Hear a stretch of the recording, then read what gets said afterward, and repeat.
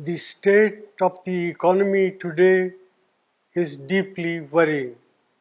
The last quarter's GDP growth rate of 5% signals that we are in the midst of a prolonged slowdown. India has the potential to grow at a much faster rate, but all-round mismanagement by the Modi government has resulted in this slowdown. It is particularly distressing that the manufacturing sector's growth is tottering at 0.6%. This makes it very clear that our economy has not yet recovered from the man-made blunders of demonetization and a hastily implemented GST. Domestic demand is depressed and consumption growth is at an 18-month low. Nominal GDP growth is at 15-year low. There is a gaping hole in tax revenues.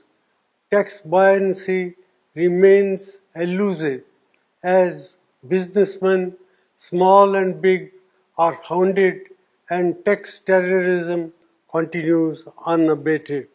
Investor sentiment are in doldrum. These are not the foundations for economic recovery.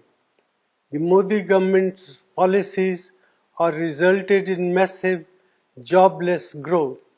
More than 3.5 lakh jobs have been lost in the automobile sector alone. There will similarly be large-scale job losses in the informal sector, hurting our most vulnerable workers. Rural India is in terrible shape. Our farmers are not receiving adequate prices and rural incomes have declined. The low inflation rate that the Modi government likes to showcase comes at the cost of our farmers and their income by inflicting misery on over 50% of India's population. Institutions are under attack and their autonomy is being eroded.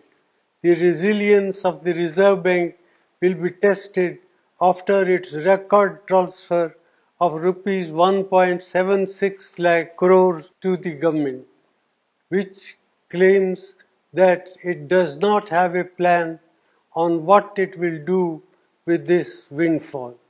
In addition, the credibility of India's data has come under question under this government. Budget announcements and rollbacks have shaken the confidence of international investors.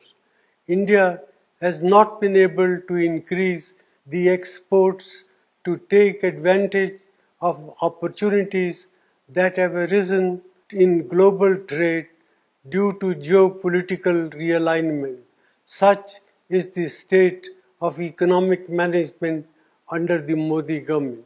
Our youth, our farmers and our farm workers, entrepreneurs and the marginalized sections deserve better. India cannot afford to continue down this path. Therefore, I urge the government to put aside vendetta politics and reach out to all sane voices and thinking minds to steer our economy out of this man-made crisis.